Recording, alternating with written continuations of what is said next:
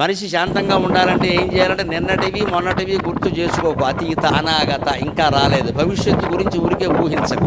జరిగిపోయిన దాని గురించి మాట్లాడక. ఎక్కడదక్కడ వదిలేయి అనంతే. వదిలేసి ఏం చేయాలి? ప్రస్తుతం ఇప్పుడు నేను మాట్లాడటం నా పని, వినడం నీ పని. పూర్తిగా మీరు దీని మీదే దృష్టి పెట్టండి.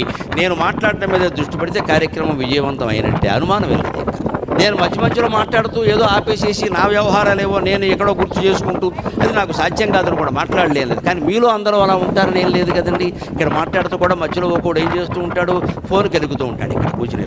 ఇంకొకళ్ళు అయితే ఇంటి దగ్గర ఏమిటో వచ్చేటప్పుడు తలుపు తాళం వేయడం మర్చిపోయి ఏమైందో ఉంటాయి పోయి పోతాయమ్మా గొడవలు. ఇవే మనం జరగబోయేవి జరిగినవన్నీ ఇక్కడ అమృతప్రాయమే అనే ప్రసంగం అనుకుని మనం వచ్చాం కదా. మీ మనస్సును మీరు ఆలోచించుకోండి. ఎక్కడెక్కడో ఉంటుంది, అదే పోయింది.